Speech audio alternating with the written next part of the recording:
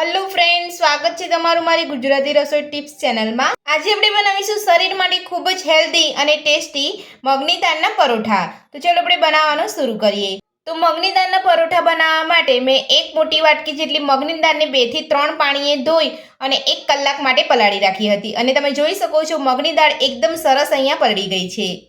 તો હવે આપણે મગની દાળને એક મિક્સર જારની અંદર લઈ લઈશું। તો બધી જ મગની દાળને આપણે અહીંયા મિક્સર જારની અંદર લઈ લીધી છે। તો હવે આપણે તેની અંદર 1 નાની ચમચી જીરું ઉમેરીશું। સાથે જ અહીંયા 1 ઇંચ આદુને મેં અહીંયા ઝીણા કટ કરી લીધા હતા તે ઉમેરી લઈશું। તીખાસ માટે 1 લીલું મરચું ઉમેરીશું।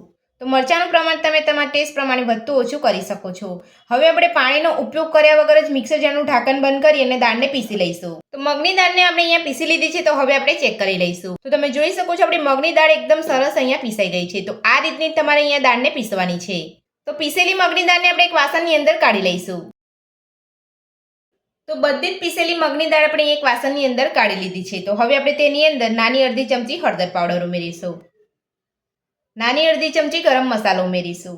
નાની અડધી ચમચી કાશ્મીરી લાલ મરચું ઉમેરીશું। 1 ચમચી સફેદ તલ ઉમેરીશું। નાની અડધી ચમચી શેકેલા જીરાનો પાવડર ઉમેરીશું। સ્વાદ પ્રમાણે મીઠું ઉમેરીશું। ઝીણા સમારેલા લીલા ધાણા ઉમેરીશું। 2 ચમચી ઘી ઉમેરીશું। તો ઘીની જગ્યા પર તમે તેલનો ઉપયોગ પણ કરી શકો છો। તો હવે આપણે બધું સરસ મિક્સ કરી લઈશું। તો બધું જ મિક્સ આપણે સરસ કરી લીધું છે। તો હવે આપણે તેની અંદર થોડો થોડો ઘઉંનો લોટ ઉમેરતા જઈ અને મીડિયમ કડક લોટ બાંધી લઈશું। તો આપણે અહીંયા પાણીનો ઉપયોગ સહેજ પણ નથી કરવાનો। અહીંયા થોડો થોડો ઘઉંનો લોટ ઉમેરતા જઈ અને આપણે અહીંયા લોટ બાંધી લેવાનો છે।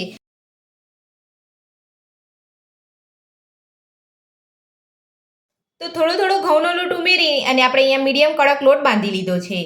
તો આ રીતનો આપણે અહીંયા લોટ બાંધવાનો છે। તો હવે આપણે લોટમાંથી લોહો લઈ અને પરોઠો વણી લઈશું।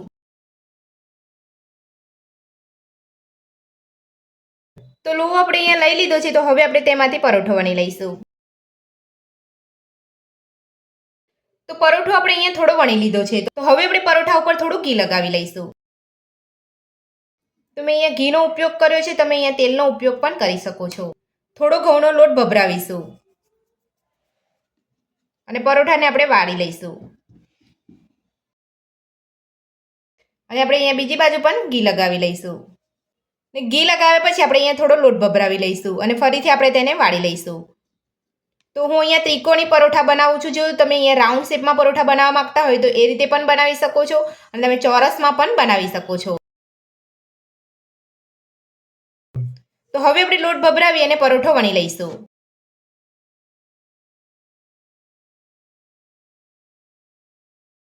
તો પરોઠો આપણે વણી લીધો છે અને તમે જોઈ શકો છો પરોઠાની અંદર કોઈક જગ્યાએ અહીંયા મગની દાળ આખી દેખાઈ રહી છે। આ રીતે તમારી મગની દાળ આખી દેખાય તો તમારે કંઈ કરવાની જરૂર નથી। આપણે પરોઠો શેકીશું ત્યારે મગની દાળ એકદમ સરસ રીતે શેકાઈ જશે। અને જો તમે મગની દાળને અહીંયા આખી રાખવા ના માંગતા હોય તો તમારે અહીંયા મિક્સર જારની અંદર થોડી મગની દાળ લઈ અને તમારે એકદમ સરસ રીતે પીસી લેવાની છે। તો પરોઠો આપણો વણીને તૈયાર છે। તો હવે આપણે પરોઠાને શેકી લઈશું। પરોઠાને શેકવા માટે મેં અહીંયા ગેસ ઉપર એક તવો ગરમ કરવા મૂક્યો છે અને તવો પણ આપણો અહીંયા સરસ ગરમ થઈ ગયો છે। તો હવે આપણે પરોઠો લઈ અને શેકી લઈશું। તો ગેસની મીડિયમ ફ્લેમ પર આપણે પરોઠાને શેકી લઈશું। તો હવે આપણે પરોઠાની ચારે બાજુ ઘી લગાવી લઈશું।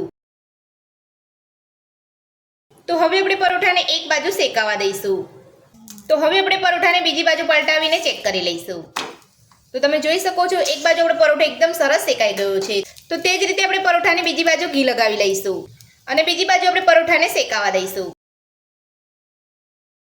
તો હવે આપણે પરોઠાને બીજી બાજુ પલટાવી અને ચેક કરી લઈશું। તો તમે જોઈ શકો છો બીજી બાજુ આપણો પરોઠો એકદમ સરસ શેકાઈ ગયો છે। તો આ જ રીતે આપણે બધા જ પરોઠા વણી અને શેકી લઈશું।